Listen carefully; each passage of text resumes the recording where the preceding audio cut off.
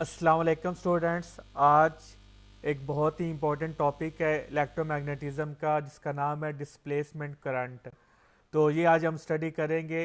ये इतना important topic है, ये इसके बगैर जो इलेक्ट्रोमैग्नेटिज्म वो कंप्लीट ही नहीं होती। तो इसलिए इंटरव्यूज़ और पेपर के लिहाज से बहुत ज़्यादा इंपॉर्टेंट क्वेश्चन है, क्योंकि हम पीपीएससी की तैयारी कर रहे हैं। तो इसलिए मैंने सोचा कि क्यों ना यूनिवर्सिटी स्टूडेंट जो होते हैं, क्योंकि उनको तो पूरा वो रिटन आंसर चाहिए होता है। तो इसलिए मैंने सोचा कि पूरा जो है ना नोट्स की फॉर्म में मैं इसका लेक्चर बनाता हूँ, ताकि जो यूनिवर्सिटी के स्टूडेंट्स हैं वो पेपर में जिस तरह आंसर लिखना है सेम इस तरह वो इससे नोट से कॉपी करके वो आंसर लिख सकते हैं, और साथ में वो अपना जो कंसेप्ट है वो भी क्लियर कर सकते हैं। इस तरह जो पीपीएससी के लिए तैयारी कर रही हैं उनके लिए भी वो फिर कंसेप्चुअल पॉइंट्स यहाँ पर आपको मिल जाएंगे। तो चलिए अपना लेक्चर स्टार्ट करते हैं। आज का हमारा टॉपिक है डिस्प्लेसमेंट करंट। तो आपने शायद पहली दफ़ा इसका नाम सुना हो। ये आपको बेसिकली जो बी एस लेवल का जो फर्स्ट फोर सेमेस्टर्स होते हैं, किसी भी सेमेस्टर में आपको ये जब इलेक्ट्रोमैग्नेटिज्म आपको पढ़ाई जाएगी तब आप इसका नाम सुनेंगे, डिस्प्लेसमेंट करंट। तो एफ एस सी तक आप इसका नाम नहीं सुना होगा आपने। तो फर्स्ट टाइम आपने इसका नाम सुना होगा, डिस्प्लेसमेंट करंट। तो ये इतना इंपॉर्टेंट टॉपिक है कि इसके बगैर जो इलेक्ट्रोमैग्नेटिक थ्योरी है वो कंप्लीट ही नहीं होती। तो मैक्सवेल ने इसको इंट्रोड्यूस करवाया था। तो इसके जब ये इंट्रोड्यूस हुआ था तो तब मैक्सवेल की जो चार इक्वेशंस हैं, जिनको हम बहुत ज़्यादा इंपॉर्टेंट कंसीडर करते हैं, जिनकी वजह से हम लाइव अपने वो मैचेस देखते हैं, सैटेलाइट्स की में वो रिवॉल्व कर रही हैं, सारी जो फोरकास्टिंग होती है वो सारा कुछ ही है, जो एलईडीज हम बना रहे हैं, स्मार्टफोन्स बना रहे हैं, वो सारा हम कुछ किस वजह से बना रहे हैं, मैक्सवेल की फोर इक्वेशंस की वजह से। तो इसके बगैर मैक्सवेल की जो फोर इक्वेशंस है वो कंप्लीट नहीं होती। तो जैसा कि आप जानते हैं कि मैक्सवेल जो था उसने फोर इक्वेशंस को अरेंज करके उसने यूनिफाई कर दिया था। तो फिजिक्स में जो थ्योरी ऑफ यूनिफिकेशन है ये बहुत ज़्यादा इंपॉर्टेंट है। हर साइंटिस्ट की कोशिश है कि वो यूनिफाई कर दे चीज़ों को, कि बजाय कि आप हर जगह जाके स्टडी करें, आप सारे जो लॉज हैं उनको एक जगह इकट्ठा करते हैं और उनको यूनिफाई करके आप उनकी स्टेटमेंट करते हैं। जो स्टीफन हॉकिंग था उसने भी इस पर काफ़ी काम किया था, लेकिन वो कुछ हद तक कामयाब हो सके, ज़्यादा फिर वो कामयाब नहीं हो सके। तो यानी कि आप कह सकते हैं कि हर साइंटिस्ट इसको कोशिश कर रहा है कि डिफरेंट लॉज को कंबाइन करके उनको यूनिफाई करके अपनी वो थ्योरी दे दे। तो यही मैक्सवेल ने किया था कि डिफरेंट जो साइंटिस्ट थे उनके जो उनके लॉज थे उनको इकट्ठा कर दिया, और उनको इकट्ठा करके उनके जो कंक्लूजन है, उनकी जो मेन पॉइंट्स है वो उन्होंने थ्योरी के फॉर्म में दे दी है, जिसको हम कहते हैं मैक्सवेल की थ्योरी। तो बाकी आपने देखा होगा कि मैक्सवेल ने कोई अपने से चीज़ इंट्रोड्यूस नहीं करवाई, जस्ट जो साइंटिस्ट ने लॉज दिए हैं उनको इकट्ठा कर दिया और उनको थ्योरी के फॉर्म में पेश कर दिया। ये जो एक चीज़ है, जो डिस्प्लेसमेंट करंट है, ये सिर्फ मैक्सवेल ने खुद इंट्रोड्यूस करवाया था उन चार इक्वेशंस में, क्योंकि उनमें से जो एक लॉ था वो अनकम्प्लीट था, बाकी तीन तो कंप्लीट थे, लेकिन एक लॉ था वो अनकम्प्लीट था, जो माइकल फैराडे लॉ था। तो उसको पहले तो मैक्सवेल ने खुद कंप्लीट किया डिस्प्लेसमेंट करंट इंट्रोड्यूस करवा के, और फिर उनको यूनिफाई किया। तो इट मींस ये मैक्सवेल का खुद किया हुआ काम है, क्योंकि बाकी जो उसने क्या किया, साइंटिस्ट के जो काम थे उनको इकट्ठा करके उनको एक्सप्लेन कर दिया, यूनिफाई कर दिया, लेकिन ये काम है जो मैक्सवेल ने खुद इंट्रोड्यूस करवाया। तो चलिए अपना अपना लेक्चर स्टार्ट करते हैं। तो इसकी डेफिनेशन है the current which flows through some part of an electrical circuit. वो करंट जो फ्लोज थ्रू सम पार्ट, यहाँ पर इंपॉर्टेंट वर्ड है सम पार्ट।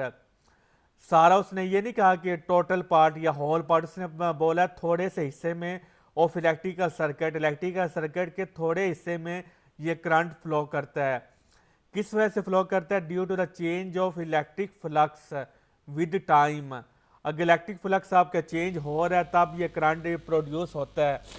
वैसे तो आप जानते हैं कि चार्जेस के फ्लो की वजह से करंट प्रोड्यूस होता है, लेकिन आज हम सीख रहे हैं कि फ्लक्स के चेंज होने की वजह से जो करंट प्रोड्यूस होता है उसको हम कहते हैं डिस्प्लेसमेंट करंट। तो आगे इसकी प्रॉपर्टीज है, डिस्प्लेसमेंट करंट की प्रॉपर्टीज क्या होती है? It is not conventional current. ये कन्वेंशनल करंट नहीं होता। कन्वेंशनल करंट क्या होता है? जो पॉजिटिव से नेगेटिव तरह के फ्लो करता है। तो ये कन्वेंशनल करंट नहीं है। तो सबसे पहले प्रॉपर्टी है as it produces magnetic field, क्योंकि ये मैग्नेटिक फील्ड प्रोड्यूस करता है इसलिए ये करंट है। तो ये कन्वेंशनल करंट नहीं है। It exist only when there is a change in electric field, तो जब इलेक्ट्रिक फील्ड चेंज होता तभी ये प्रोड्यूस होगा, अदरवाइज नहीं होगा। It does not exist under steady conditions. अब स्टेडी कंडीशंस क्या होता है, जिसमें इलेक्ट्रिक फील्ड हमारा कांस्टेंट होता है, वो चेंज नहीं होता। तो जब इलेक्ट्रिक फील्ड चेंज नहीं होगा तो फिर जाहिर है ये करंट प्रोड्यूस नहीं होगा।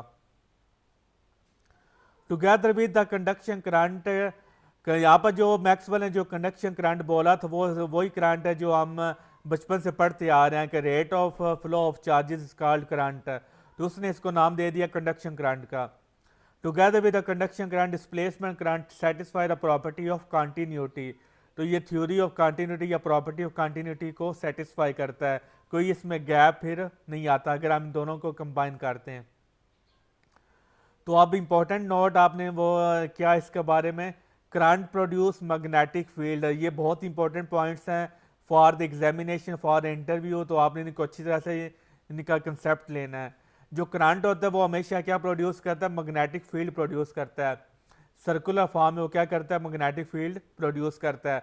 अगर आपकी वायर में करंट पास कर रहा है तो उसमें भी मैग्नेटिक फील्ड प्रोड्यूस होगा। अगर करंट की क्वांटिटी बहुत ही ज़्यादा है तो फिर आपका मैग्नेटिक फील्ड बहुत ज़्यादा स्ट्रॉन्ग होगा। अभी आपने देखा होगा कि जब करंट गुजरता है तो हम तार की तरफ अट्रैक्ट नहीं होता, क्योंकि वो मैग्नेटिक फील्ड प्रोड्यूस तो होता है लेकिन वो बहुत ही कम क्वांटिटी में प्रोड्यूस होता है। नेक्स्ट पॉइंट है मैग्नेट प्रोड्यूसेस मैग्नेटिक फील्ड, तो मैग्नेटिक फील्ड दो चीज़ें प्रोड्यूस करती हैं, एक करंट प्रोड्यूस करता है और दूसरी जो मैग्नेट्स हैं वो खुद वो मैग्नेटिक फील्ड प्रोड्यूस करती हैं। तीसरा पॉइंट है चेंज इन इलेक्ट्रिक फील्ड, तो ये पॉइंट मैक्सवेल ने इंट्रोड्यूस करवाया था कि पहले यही समझा जाता था कि करंट जो होता है वो मैग्नेटिक फील्ड प्रोड्यूस करता है और जो मैग्नेट्स हैं वो प्रोड्यूस करते हैं, लेकिन मैक्सवेल ने बताया कि नहीं, इनके अलावा चेंज इन इलेक्ट्रिक फील्ड भी मैग्नेटिक फील्ड प्रोड्यूस करता है। तो अब आते हैं कि एम्पीयर्स लॉ क्या होता है। एम्पीयर्स लॉ ये वो लॉ था जो अनकम्प्लीट था, जिसको मैक्सवेल ने कंप्लीट करके फिर चारों लॉज को यूनिफाई किया था। तो एम्पीयर्स लॉ था, एम्पीयर ने ये लॉ दिया था कि जो लाइन इंटेग्रल होता है मैग्नेटिक फील्ड का वो किसके इक्वल होता है, म्यू नॉट आई। इसमें म्यू नॉट वो हमारा पास कांस्टेंट होता है और ये मटेरियल की प्रॉपर्टी होती है, और इसमें आई जो होता है वो हमारा करंट एनक्लोज्ड होता है। This equation is valid only when the electric field at the surface does not change with the time. बहुत ही इंपॉर्टेंट पॉइंट है, आपसे इंटरव्यू में पूछा जा सकता है कि जो एम्पीयर लॉ है ये कब, इसकी जो लिमिटेशंस क्या है, तो इसकी लिमिटेशन ये है कि ये इलेक्ट्रिक फील्ड जहाँ पे चेंज हो रहा तब ये एप्लीकेबल नहीं होता। तो इस तरह के जो क्वेश्चन होते हैं वो इंटरव्यू में पूछे जाते हैं कि जितने भी लॉज हैं इनकी रेस्ट्रिक्शन क्या होती है, इनकी लिमिटेशंस क्या होती हैं। ये बहुत ज़्यादा जो इंटरव्यूज में क्वेश्चन पूछा जाता है। एम्पीयर लॉ की लिमिटेशन क्या है कि ये मैग्नेटिक फील्ड इलेक्ट्रिक फील्ड के चेंज होने के साथ ये प्रोड्यूस ये वैलिड फिर नहीं रहता। For example a parallel plate capacitor. तो अब मैं आपको पूरी बेसिकली थ्योरी बताने जा रहा हूँ कि क्यों मैक्सवेल के दिल में ये ख्याल आया, क्यों ये सवाल उठे कि एम्पीयर लॉ अनकम्प्लीट है, ये पूरा कंप्लीट क्यों नहीं है। तो उसका स्टार्ट होता है यहाँ से। अब देखें यहाँ पर जो है सबसे पहले उस थ्योरी को आप स्टार्ट करने से पहले आप ये समझें कि ये हमारे पास एक सिंपल जो हमारे पास रॉड है, इसमें करंट आई पास कर रहा है। तो मैंने आपको बताया कि जिस चीज़ वायर में से करंट पास करता है उसके गिर्द सर्कुलर फॉर्म में क्या प्रोड्यूस होती है, मैग्नेटिक फील्ड प्रोड्यूस होती है। तो ये मैग्नेटिक फील्ड प्रोड्यूस हुई है क्योंकि एम्पीयर लॉ क्लोज सरफेस के लिए एप्लीकेबल है। और ये भी बड़ा इंपॉर्टेंट पॉइंट है कि एम्पीयर लॉ सिर्फ और सिर्फ क्लोज सरफेस के लिए एप्लीकेबल है, ओपन सरफेस के लिए एप्लीकेबल नहीं है। इस लेक्चर में आपके बहुत ज़्यादा कंसेप्ट क्लियर होंगे, तो आपने ये वीडियो बहुत अच्छे तरीके से देखनी, इसमें कोई आपने गैप नहीं लाना। तो देखिए ये हमारे पास एक रॉड है, तो इसमें गिर्द हमने क्या लिया है, क्लोज सरफेस ली है। लिहाजा जिस रॉड के गिर्द हम क्लोज सरफेस लेंगे, ये क्लोज सरफेस ली है, और इस क्लोज सरफेस को छोटे छोटे DL एलिमेंट्स में आप डिवाइड करेंगे। सॉरी, तो ये माने यहाँ पर मैग्नेटिक फील्ड नहीं है, तो ये क्लोज सरफेस है। तो ये हमने क्लोज सरफेस इमेजिन की। फिर आप इसके गिर्द मैग्नेटिक फील्ड आप कैलकुलेट करना चाहते हैं कि ये जो रॉड इसमें मैग्नेटिक फील्ड कितना प्रोड्यूस हुआ। तो आपने क्या करना है, आपने उसके गिर्द क्लोज सरफेस लेनी है, तो उस क्लोज सरफेस को क्या कर लेना, छोटे छोटे DL एलिमेंट्स में उसको डिवाइड कर देना ऐसे। और फिर एक जो एलिमेंट है DL, उसके गिर्द आपने क्या लेना है, लाइन इंटेग्रल लेना मैग्नेटिक फील्ड के साथ, तो वो फिर आपको आंसर देगा वो किसके इक्वल होगा, म्यू नॉट आई। आई इसमें क्या है, करंट एनक्लोज्ड है। ये बात याद रखनी चाहिए कि क्लोज सरफेस किसी भी शक्ल की हो सकती है। तो देखें यहाँ पर हमने जो क्लोज सरफेस ली है वो इस शेप की है। अब जरूरी नहीं है कि क्लोज सरफेस इसी शेप की है, क्लोज सरफेस इस शेप की भी हो सकती है, ये भी एक क्लोज सरफेस है इस तरह, ये भी एक क्लोज सरफेस। तो यानी कि क्लोज सरफेस डिफरेंट शेप्स की हो सकती हैं। तो जिस तरह की मर्जी क्लोज वो सरफेस होगी, एम्पियर्स लॉ उसके लिए एप्लीकेबल है। अब अगर हम इस तरह की क्रॉस सरफेस लें कि ये एक क्रॉस सरफेस है, उसके साथ एक और सरफेस हमने क्या कर दिया, अटैच कर दी है। तो आप देखें क्योंकि अब जो सारी सरफेस है ये सारी है, तो अब इसमें से यहाँ से हम करंट नहीं देखेंगे बल्कि यहाँ पर हम देखेंगे कि इसमें से करंट वो कितना पास कर रहा है। अगर इसमें से पास कर रहा है तो उसका आंसर किसके इक्वल होगा, म्यू नॉट आई के। तो आप देख रहे हैं कि यहाँ जो रॉड है वो यहाँ पे ख़त्म हो जाती है, लेकिन फिर भी इसमें से करंट पास कर रहा है, क्योंकि जो सिंपल हम जो वायर कनेक्शन होता है वो तो हमारा जितना मर्जी हम ले लें। तो इसलिए इसमें से जितने इस शेप में और इस केस में आप जितनी मर्जी जिस तरह की मर्जी आप क्लोज सरफेस ले लें उसमें से करंट लाजमी पास करेगा, और यही आपका आंसर आएगा म्यू नॉट आई के। तो यानी कि जब सिंपल रॉड होती है तो आप जिस तरह की मर्जी क्लोज सरफेस ले लें आपका आंसर यही रहेगा, इस आंसर में आपको कोई फर्क नहीं पड़ेगा। तो यानी कि यहां तक तो जो एम्पियर्स लॉ था वो हमारा वैलिड कर रहा था, हमें सही रिजल्ट दे रहा था। तो लेकिन फिर एक केस आया, वो केस ये आया कि जब हम पैरेलल प्लेट कैपेसिटर लेते हैं तो तब देखें यहाँ पर यहाँ पर हम कैलकुलेट करना चाहते हैं मैग्नेटिक फील्ड कितना है। तो ज़ाहिर है जो मैग्नेटिक फील्ड प्रोड्यूस होता है वो सर्कुलर फॉर्म में प्रोड्यूस होता है, तो ये सर्कुलर फॉर्म में प्रोड्यूस हुआ। तो यहाँ पर हमने क्लोज सरफेस ले ली जिसकी बाउंड्री की है, जिसकी बाउंड्री है सी। तो यहाँ पर जब हमने एम्पियर्स लॉ लगाया तो हमारा आंसर वही आया जो हमारा यहाँ पे रॉड की केस में आया था, म्यू नॉट आई, यही वाला हमारा आंसर आया। तो यहाँ तक भी हमारा जो एम्पियर लॉ था वो वैलिड कर रहा था, वो सही जा रहा था। तो ये आगे ये थ्योरी है, तो ये आप खुद पढ़ लीजिएगा। तो यानी कि ये हमारा आंसर आ गया। लेकिन but for the surface S two, अगर हम वही बात है कि अगर हम इसकी इस तरह की सरफेस ले लें, क्योंकि मैंने आपको बताया था कि जो लॉन्ग रॉड है उसमें आप जिस मर्जी की आप जिस मर्जी शेप की आप क्लोज सरफेस ले लें, आंसर आपका हमेशा क्या आएगा, म्यू नॉट आई ही आएगा। तो इसी तरह हमने पैरेलल प्लेट कैपेसिटर में भी क्या किया, हमने ये इस तरह की शेप ले ली, लेकिन यहाँ पे हमने देखा कि यहाँ पे हमारा आंसर म्यू नॉट आई नहीं आता, यहाँ पे हमारा आंसर जीरो आता है, क्योंकि यहाँ पे आई हमारा क्या आता है, करंट इंक्लोज्ड है। तो क्योंकि यहाँ पर सिर्फ यहाँ पर ख़त्म हो रही है और आगे कोई कनेक्शन भी नहीं है, क्योंकि ये पैरेलल प्लेट कैपेसिटर है। रॉड में तो ये होता था कि वो हम वायर होती थी तो वो उसमें से फिर करंट पास करता था, तो वो फिर सरफेस में भी करंट पास कर जाता था। लेकिन यहाँ पे क्योंकि पैरेलल प्लेट कैपेसिटर तो यहाँ पर गैप होता है, यहाँ पर एयर आप ले लेते हैं या कुछ और चीज़ ले लेते हैं। अब देखें जो एम्पियर लॉ था वो लॉ था, तो लॉ क्या होता है, हर जगह एप्लीकेबल होता है, ये नहीं होता कि कहीं पे एप्लीकेबल हो या ना हो। तो एम्पियर ने क्या किया था, मैग्नेटिक फील्ड कैलकुलेट करने के लिए उसने लॉ दिया था। तो यहाँ पर हम पैरेलल प्लेट कैपेसिटर में हम यहाँ पर मैग्नेटिक फील्ड प्रोड्यूस कैलकुलेट करना चाहते हैं, तो यहाँ पर भी हमारा आंसर इसके इक्वल ही आना चाहिए था, क्योंकि ये लॉ था, कोई थ्योरी वगैरह तो थी नहीं कि कहीं पे एप्लीकेबल हो या ना हो।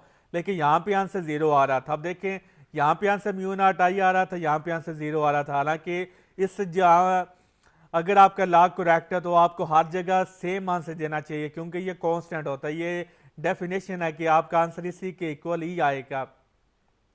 लेकिन यहाँ पर पैरेलल प्लेट कैपेसिटर हमारा आंसर जीरो आ रहा था, इसका मतलब था लॉ में कोई ना कोई खामी थी, कोई ना कोई मिस्टेक थी, इस वजह से यहाँ पे आंसर म्यू नॉट आई था। लेकिन यहाँ पर वो कंटिन्यूटी नहीं थी, यहाँ पे कंटिन्यूटी ब्रेक हो गई थी। इसी पॉइंट को फिर मैक्सवेल ने स्टडी किया। It means there is inconsistency, so Maxwell suggested that Ampere law is incomplete, we must add some vector to right hand side of equation 1। तो ये हमारे पास इक्वेशन 1 है, वो कहते हैं यहाँ पर कोई ना कोई चीज़ हमने ऐड करनी है तब ये लॉ कंप्लीट होगा, अदरवाइज ये लॉ कंप्लीट नहीं है। उसने ये नहीं कहा कि गलत है, उसने कहा ला ठीक है लेकिन इसमें कोई ना कोई कमी रह गई है जिसकी वजह से ये कंटिन्यूटी ब्रेक हुई। हालांकि यहाँ पर भी आंसर अल्लाह के मुताबिक म्यू नॉट आई ही आना चाहिए था, लेकिन यहाँ पे म्यू नॉट आई नहीं आया, यहाँ पे जीरो आया है। इसका मतलब है ला में कोई, ला तो गलत नहीं है लेकिन उसमें कोई कमी रह गई है, तो उसने पहले इस कमी को दूर किया। उसने फिर क्या किया, उसने ये ला दिया, उसने उसमें मॉडिफाई कर दिया कि इतना जो ला था वो था एम्पियर था, एम्पियर का था, उसने ये टर्म इंट्रोड्यूस करवा दी, E naught D phi E divided by D T. उसने ये टर्म इंट्रोड्यूस ने कहा कि अब ला ये कंप्लीट है। तो अब देखें ये जो टर्म है ये किसके इक्वल है, ये आई डी के इक्वल है, जिसको उसने नाम दिया डिस्प्लेसमेंट करंट का। तो क्योंकि देखिए आंसर हमेशा किसके इक्वल आना है, आंसर हमेशा म्यू नॉट आई के इक्वल आना है अकॉर्डिंग टू एम्पियर लॉ। ठीक हो गया। तो अब देखें अगर ये टर्म हम लेते हैं तब तो ये आंसर आता है म्यू नॉट आई। तो जब ये टर्म होगी तो ये आपने नहीं कहना कि जब आपने ये टर्म इंट्रोड्यूस करवा दी तो इन दोनों को प्लस करके फिर आंसर आएगा, नहीं, आंसर हमेशा ये ही रहेगा, म्यू नॉट आई ही रहेगा।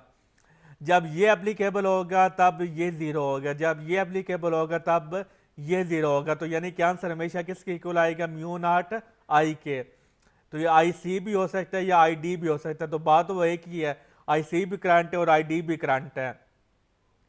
तो यानी कि फिर ये दोनों टर्म्स आपस में क्या होनी चाहिए, इक्वल होनी चाहिए, आई सी और आई डी।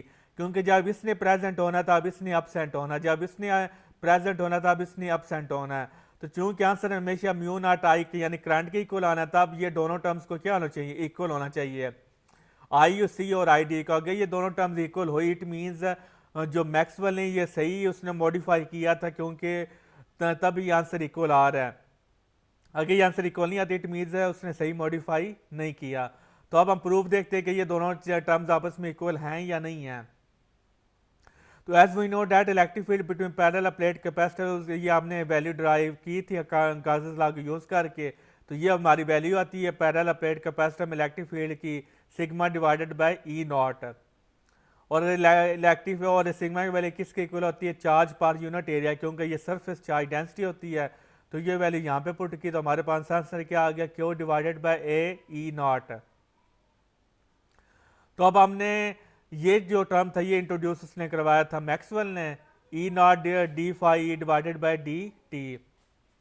तो अब जो इसमें फाई की वैल्यू क्या होती है, फाई की वैल्यू होती है हमारी ई ए की, तो इसमें फिर ई की वैल्यू पुट की है। तो ई की वैल्यू हमारी क्या आई थी, Q divided by A epsilon naught. A से कट गया था क्योंकि एप्सिलॉन नॉट ये कांस्टेंट होता था, ये बाहर आ गया। तो ई नॉट से कट गया, तो पीछे क्या बाकी बात किया, D Q divided by D T.